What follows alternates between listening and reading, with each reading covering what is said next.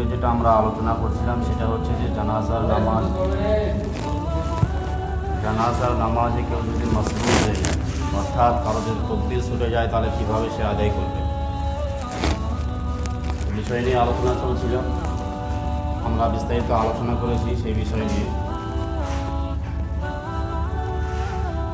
আজকে ওই জানাজার বিষয়গুলোই নিয়ে আলোচনা হবে ইনশাআল্লাহ। যে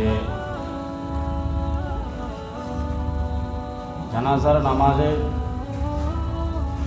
যখন আমরা দাঁড়াই, যেমনভাবে ফরজ নামাজে শরীর পাক, আপনার বদন পাক, কাপড় পাক, জায়গা পাক, এগুলো যেমন একটা হুকুম রয়েছে, ঠিক জানাজার নামাজও একই হুকুম। অর্থাৎ যে জায়গায় আপনি দাঁড়াবেন সেই জায়গাটা পাক হতে হবে। আর যদি আপনি জুতা পরে নামাজ পড়েন, অনেকে জানাজার নামাজ পড়তে গেলে প্রশ্নটা করে থাকে, ওখান থেকে ফিরে আসার পর সব ভুলে যায়, জুতা পরে জানাজার নামাজ হবে কিনা। এই মাসলা, এই প্রশ্নের উত্তর এরকম: যদি কারো পাক জুতা থাকে, অর্থাৎ উপর দিকটা পাক আছে, নিচের জায়গাটা না পাক, অথবা জুতার নিচের সাইডটাও না পাক, তাহলে জুতোর উপর সাইডটা যদি পাক থাকে তাহলে সেই জুতো পরে নামাজ পড়া যাবে, এতে কোনো অসুবিধা নেই। কিন্তু যদি জুতো খুলে রাখেন, তাহলে মাটিতে যদি আপনি দাঁড়ান, তাহলে সেই জায়গাটা পবিত্র হতে হবে যেই জায়গাতে আপনি দাঁড়াচ্ছেন। আর জুতো যদি নাপাক থাকে আপনার, তাহলে জুতোটা পায়ের সাথে যেন স্পর্শ না হয়, একটু দূরে সরে রাখবেন। সব থেকে বেটার তরিকা হচ্ছে এটাই।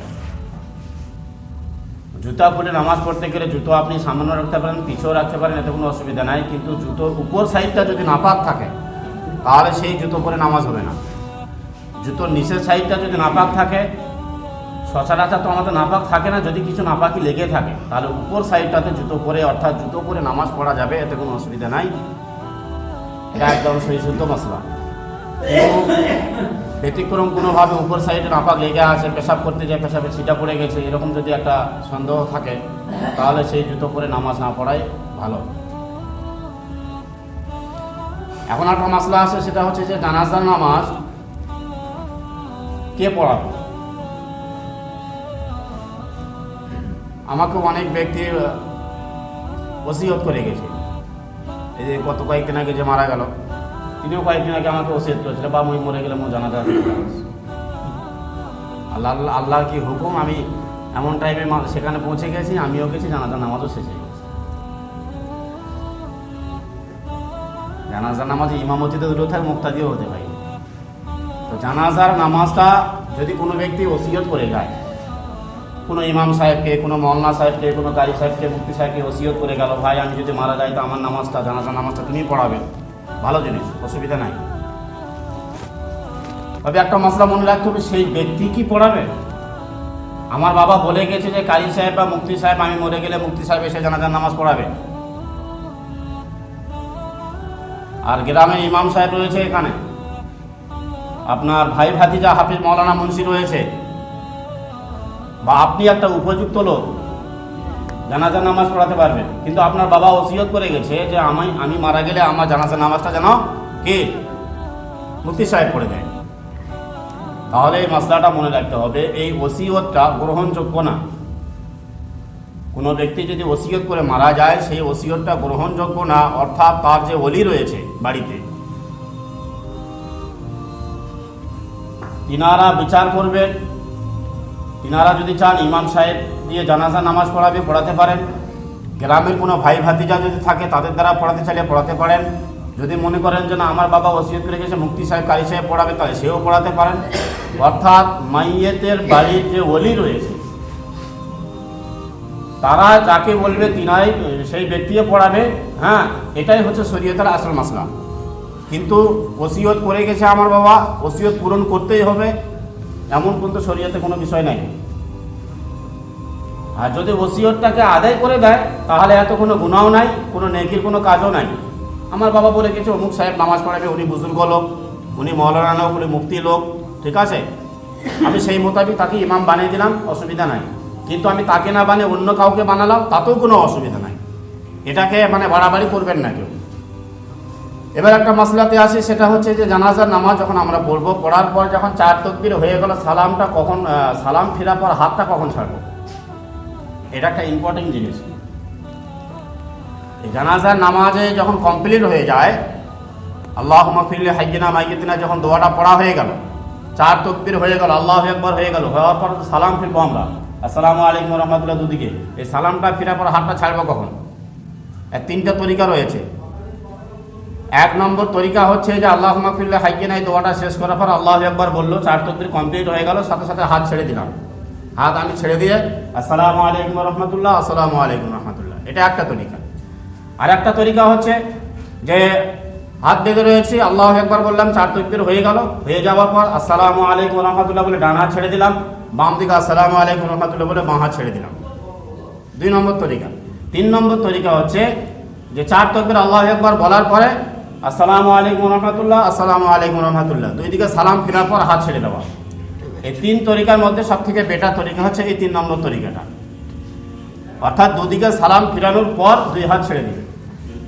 কিন্তু কেউ যদি ডান দিকে সালাম ফিরে ডান হাত ছেড়ে দেয়, বাম দিকে সালাম ফিরে বাম হাত ছেড়ে দেয়, তাতেও জায়েজ আছে, কোনো অসুবিধা নাই। কেউ যদি 2 হাতে ছেড়ে দিয়ে তারপরে সালাম ফিরে, তাতেও অসুবিধা নাই। উত্তম পন্থা হচ্ছে কমপ্লিট করে হাত ছেড়ে দেওয়া, এটা হচ্ছে হাত ছাড়ার উত্তম পন্থা। এবার আসি আমরা কবর, মাইয়েতের কবরটা কেমন হতে হবে, এটা একটা ইম্পর্টেন্ট জিনিস, যেটা প্র্যাকটিক্যাল না দেখালে হয় না। তবুও আমি বলছি, পারলে আপনারা নেটের মধ্যে দেখে নেবেন। আমরা যখন কালিকাপুর মাদ্রাসায় পড়ছিলাম, তখন আমাদের প্র্যাকটিক্যাল কবর ঘুরে দেখাইছিল সেখানকার মুহাদ্দিসরা। একটা হচ্ছে বগলি কবর, আর একটা হচ্ছে সিন্দুকি কবর, যেটা আমরা কবর করি আমাদের সমাজে, সেটা হচ্ছে সিন্দুকি কবর বলা হয়, অর্থাৎ বাক্স কবর। আর বগলি কবরটা হচ্ছে ওই ঠিক ওরকম বাক্স কবর খোঁড়ার পরে ডান দিকে, ডান সাইডের দেওয়ালটাতে কিছু গর্ত করে কবরের মতো করে একটা মাইয়েতকে শুয়ে দিয়ে সেখানে বাঁশ বা ইট বা কিছু লাগিয়ে দিয়ে পুরো কবরটাকে মাটি দিয়ে পুড়ে দেওয়া, এটাকে বলা হয় বগলি কবর। অর্থাৎ কবর খোঁড়ার পর ওই ডান দিকে আবার গর্ত করে কবর একটা খুঁড়ে, উপর দিকে আর খোঁড়া চলবে না, ভিতর থেকে বগল করে খুঁড়ে সেখানে মাইয়েতকে শুয়ে দিয়ে বাঁশ ঠিক এরকম খাড়া করে গাড়ে দিয়ে সেখানে পুরো কবরটাকে মাটি দিয়ে পুড়ে দেওয়া। লাশ কিন্তু থাকলো ভিতরে, আপনার কবরের সাথে কোনো সম্পর্ক থাকলো না। অর্থাৎ আসল কবর হলো এইদিকে, এটা আমি কবর করলাম, এই দেওয়ালে মারলাম, ভিতর থেকে এই পাশে একটা কবর থাকবে ছোট্ট করে, বগল মতো খোঁড়া, ঠিক আছে, খুঁড়ে মাইয়েতকে এখানে শুয়ে দেওয়া হবে, আর এই কবরটাকে পুরো মাটিতে পুড়ে দেওয়া, এটাকে বলা হয় বগলি কবর। এটা সৌদি আরবে বেশি চলত। আর যেটা আমরা সিন্দুকি কবর খুঁড়ে থাকি, এটা কিন্তু সহি না,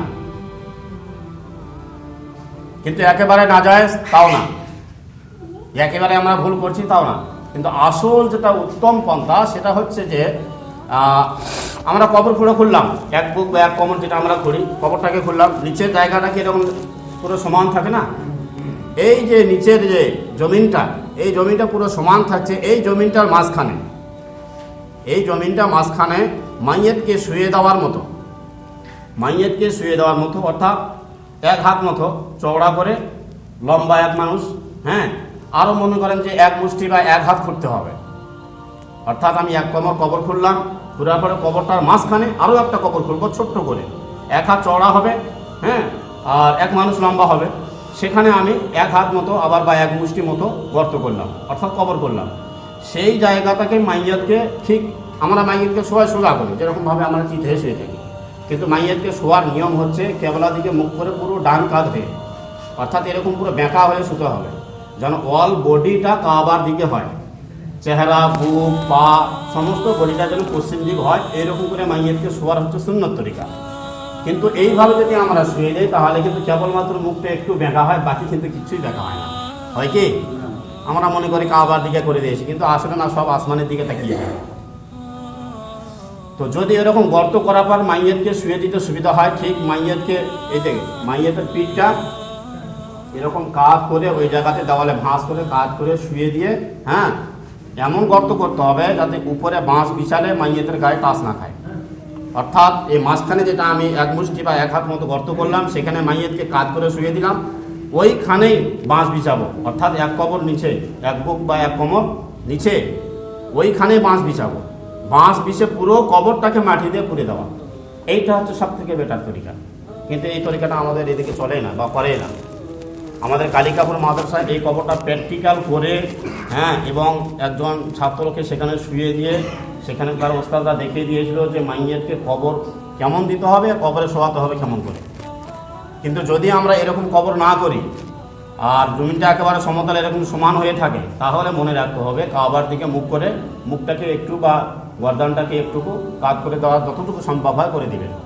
তবে একটা মশলা খুব মনে রাখবেন, সেটা হচ্ছে যে আমাদের গ্রামে আমি দেখেছি, এর পূর্বে এখন তার করে না, বলার পরে মাইয়াতকে কবরে নামার পরে লাশের ওই যে বাঁধনগুলো খুলে দিতে হয়, 3টা বাঁধন যেগুলো থাকে সেগুলো খুলে দিতে হবে। কিন্তু ওই যে এটাকে আপনার কাফনটাকে খুলে দিল, মুখটাকে বলছে একবার মুখটাকে খুলে দাও, দুনিয়াটা একবার দেখে দাও, শেষবারের মতো কাফনটাকে খুলে দাও, দুনিয়াটাকে একবার দেখতে দাও, তারপরে ঢাকা দাও। আজও কাহিনী আমাদের গ্রামে কিছুদিন পূর্বে এই জিনিসটা ছিল, আজ থেকে 2-3 বছর আগেকার ঘটনা বলছি। আপনি যেটা বললেন ওই যে কবরের ভিতরে আমরা নতুন করে একটা কবর করতে বলেন, যেটা তারপর পাঁচ বেশি দেবো, গোটাটাই মাটিতে পুড়ে দেবো। হ্যাঁ, গোটাটাই মাটিতে পুড়ে দিতে হবে। না, ওই যতটুকু মাটি উঠেছে সেই কবর তো সেই মাটিতেই পড়ে যাবে।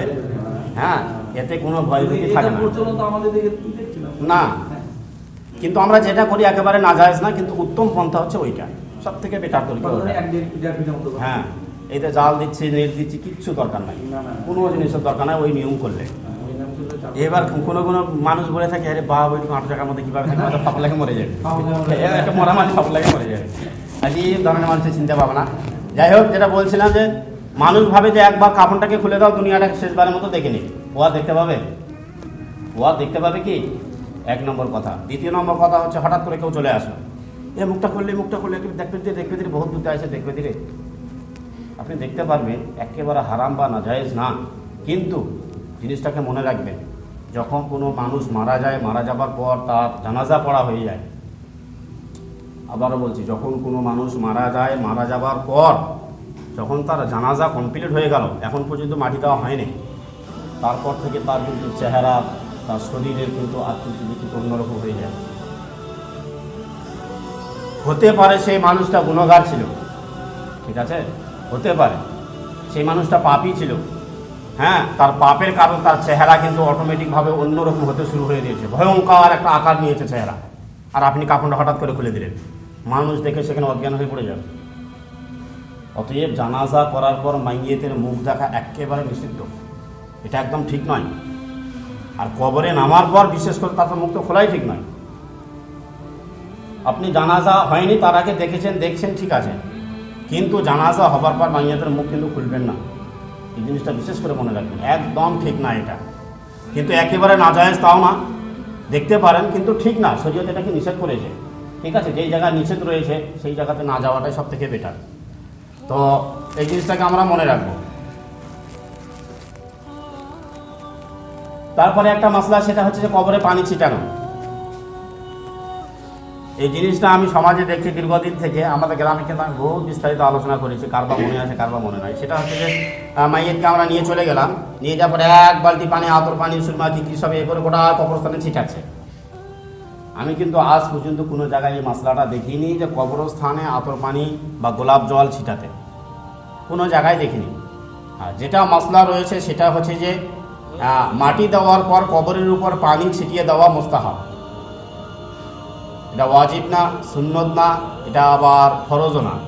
আবারও বলছি, মাটি দেওয়ার পর কবরের উপরে, যেই কবরটাতে আপনি মাটি দিলেন সেই কবরটার উপরে পানি ছিটিয়ে দেওয়া মুস্তাহাব। পানি ছিটিয়ে দেওয়া, লেপিয়ে দেওয়া না, একেবারে যেন কাদা কাদা না হয়ে যায়। মাথার দিক থেকে পানি ছিটানো হবে, কিন্তু কবর লেপা মাকরু। লেপে দেওয়া, পানি দিয়ে একদম কাদা করে যেভাবে মেয়ের ছেলেরা লেপে সেইভাবে লেপে দেওয়া একদম মাকরু, এটাকে বিদআতও বলে কেউ, ঠিক আছে, এই জিনিসটা আমরা মনে রাখবো।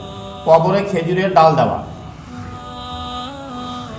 কবরে খেজুরের ডাল দেওয়া, এটা একটা ইম্পর্টেন্ট মশলা। নেটে আপনারা বহুত রকম দেখতে পাবেন, বিভিন্ন ফেরকার লোকেরা বিভিন্ন রকম বয়ান করবে, তবে জিনিসটা একটু খুব ভালোভাবে শুনে নিই।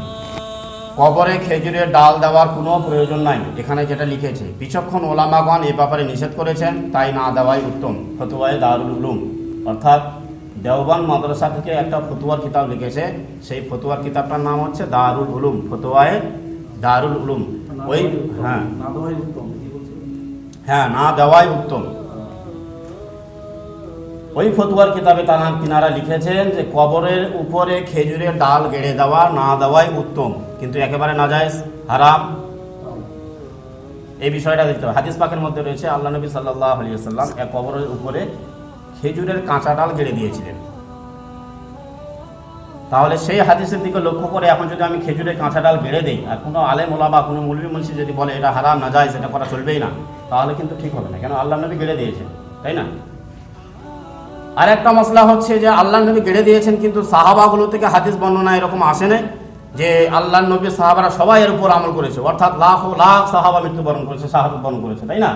তাহলে মক্কা মদিনায় প্রত্যেকটা কবরের উপরে খেজুরের ডাল গাড়া দরকার ছিল, এরকম হাদিস পাওয়া যায়নি যে আল্লাহ নবী গেড়েছেন বলে সবাই গেড়েছেন, ওলামাগণ গেড়েছেন, মুফাসসির মুহাদ্দিস ওলি আউলিয়া যত আছেন সবাই মরে গেছেন, সবাই কবরের ডাল গেড়ে দিয়েছেন, এরকম কিন্তু ইতিহাস পাওয়া যায় না।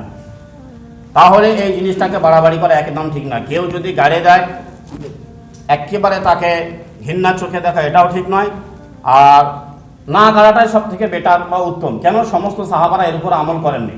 এবার আপনার প্রশ্ন করবে তারা আল্লাহ নবী কেন করেছেন? হ্যাঁ, প্রশ্নের উত্তর এটাই যে আল্লাহ নবী সাল্লাল্লাহু আলাইহি ওয়াসাল্লাম তিনার কাছে ইলম আসলো সরাসরি আল্লাহর কাছ থেকে, তাই না? তা আল্লাহ তাবারক ওয়া তাআলা যেই জায়গাতে যেটা হবে, যেটা যেখানে প্রয়োজন, আল্লাহ নবী সেই জায়গায় সেটা আমল করেছেন। অর্থাৎ কিছু কিছু আমল আল্লাহ নবীর জন্য খাস ছিল, যেটা কেবলমাত্র আল্লাহ নবী করবেন।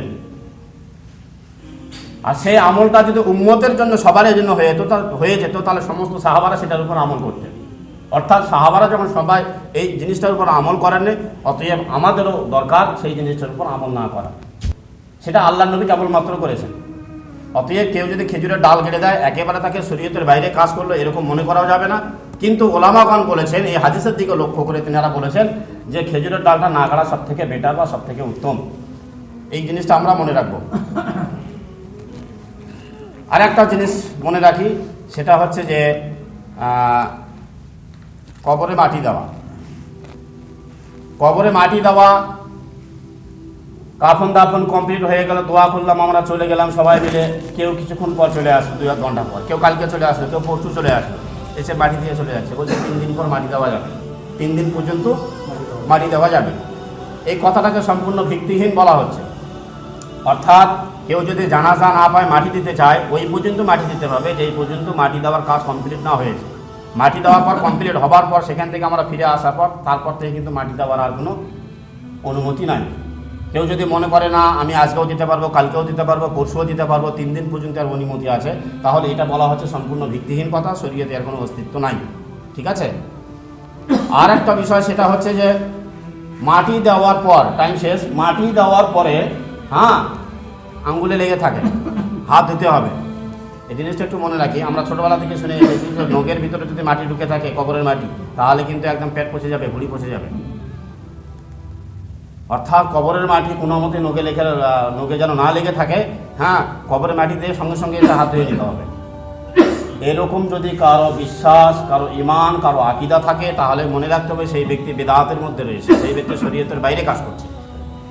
আমরা সারাদিন আলু গাড়ি, আলু কোকড়ায়, পলিতে কত না কত কাজ করি, মাটি একদম ভরে যায় না, তাই না? ভাত নিয়ে চলে গেলে কোনো রকম হাত দিলাম, ভাত খেয়ে নিলাম, পেটে কোনো অসুখ হলো না। আর কবরে মাটি দিয়েছি, পবিত্র জায়গা, নখে একটু লেগে আসে, হাত দিতে হবে। এটা সম্পূর্ণ ভিত্তিহীন কথা। কবরের মাটিও যেরকম মাটি, সাধারণ মাটিও সেরকম মাটি। মাটি মাটি, এই কবরের মাটি যে অন্য কোনো মাটি এমন কোনো বিষয় না। কবরের মাটি নখে লেগে থাকলে যে গুনাহ হবে এমন কোনো বিষয় না, তো পবিত্র মাটি। ওই মাটিটা আপনি নখের ভিতরে লেগে রাখতে চাচ্ছেন না, সাথে সাথে হাত ধুতেই হবে এমন কোনো বিষয় একদম বিশাল কড়াকড়ি দিচ্ছেন না। যদি আপনার মনে হচ্ছে যে একটা মাটি লেগে আছে বা কাদা লেগে গেছে বা অসুবিধা মনে হচ্ছে, হাত ধুয়ে নেন, সেটা আলাদা জিনিস। কিন্তু এইরকম মনে করা যে কবরের মাটি হাতে লেগে রাখা যাবে না, হাত ধুতেই হবে, তাহলে আপনি গুনাহ করছেন। অতএব হাত ধুতে পারেন, অনুমতি আছে। হাত নাও ধুতে পারেন, সেটারও অনুমতি আছে। কিন্তু শরীয়ত মনে করে এই কাজটাকে করা, এটা হচ্ছে গুনার কাজ। আল্লাহ তাবারক ওয়া তাআলা আমাকে আপনাকে আমল করার তৌফিক দান করুন। সুন্নাত পড়ে